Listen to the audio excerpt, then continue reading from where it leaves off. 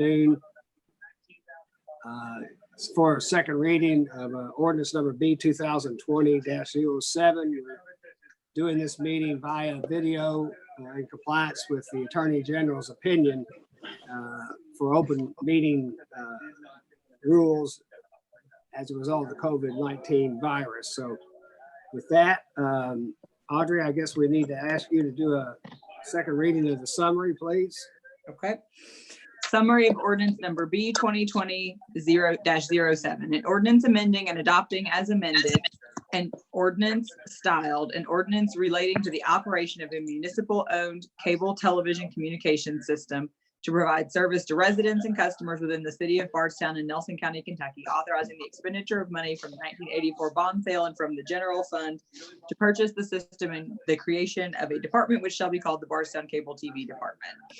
The city of Bardstown, Kentucky does hereby ordain that section 54D subsection 13 and section 54.04 I subsections 1, 2, 3, and 6 be amended as follows.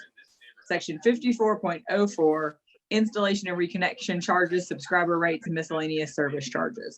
This section will be amended to create a new service for subscribers called Internet Protocol Television, IPTV, on the city's physical network and sets monthly rates for that service as set forth below. 13, strike reserved, add the following section. Internet Protocol Television, IPTV. BYOD gateway service, $5 per month additional. BYOD without DVR or catch up restart, $2.95 per month additional. IPTV set top, $2.95 per month additional. Extra DVR hours, $1 per month additional per 50 hours. Extra BYOD concurrent streams, $1 per month additional per 2 extra. Further, Audrey, if you hold just a second, I think we're getting some feedback from a television or something. So if everybody who's not reading can mute their devices. I think we're getting some feedback from the TV, and I heard some children in the background somewhere, I think. All right, go ahead. Okay. Further, section I shall be amended to reflect that internet service shall be amended to reflect 2 types of internet service.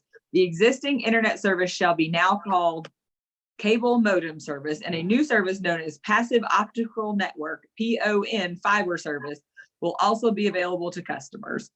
Further, Lifeline service shall be available to households that qualify for the lower cost service. Additionally, customers will be able to rent an optical network terminal, ONT, at the same monthly cost as a modem. Rates for PON fiber service and Lifeline service are set forth as follows. Subsection I, strike cable modem internet service. Number 1, residential service, adding section C, PON fiber service within corporate limits, 100 megabytes per second, $51.25 per month, 500 megabytes per second, $66.25 per month, 1 gigabyte per second, $76.25 per month. Section D, PON fiber service outside corporate limits, 100 megabytes per second, $56 per month, 500 megabytes per second, $71 per month, 1 gigabyte per second, $81 per month. E, Lifeline cable modem service within corporate limits, 10 megabytes per second, $10 per month. F, Lifeline cable modem service outside corporate limits, 10 megabytes per second, $14.75 per month. Available to households that qualify for NSLP SNAP, senior 65 or older, or other eligible criteria as may be determined by the City Council. Section 54.04 I2 shall reflect what was previously internet service is now cable modem service, and PON service rates for commercial service and connection and installation rates shall be as follows.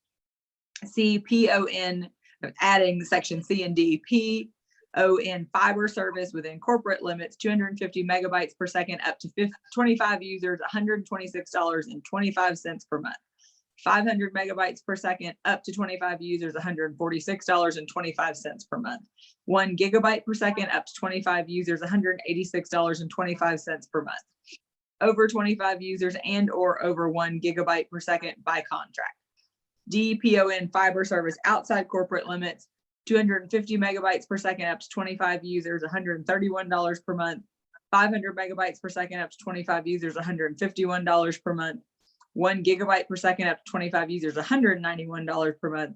over 25 users and or over 1 gigabyte per second by contract. Subsection 3, strike cable modem standard connections, add connection fees. A, full, add cable modem internet install. Inside corporate limits, strike $91, add $36. Outside corporate limits, strike $99, add $44. Includes running a separate cable wire from the outside of the house to the computer, installing one strike network card in one computer, add cable modem, and configuring the computer to operate on the cable system. B, other installation components, strike network card only, $20 per month inside corporate limits, $20 per month outside corporate limits. Add number 1, initial new OH install, $52 per month inside corporate limits, $60 outside corporate limits. Strike number 2, on-site setup, $35 inside corporate limits, $35 outside corporate limits. Add number 2, initial new UG install, $127 inside corporate limits, $135 outside corporate limits. Add C, PON fiber installations. Number 1, initial new OH install, inside corporate limits, $60, outside corporate limits, $68. Number 2, initial new UG install, $135 inside corporate limits, $143 outside corporate limits.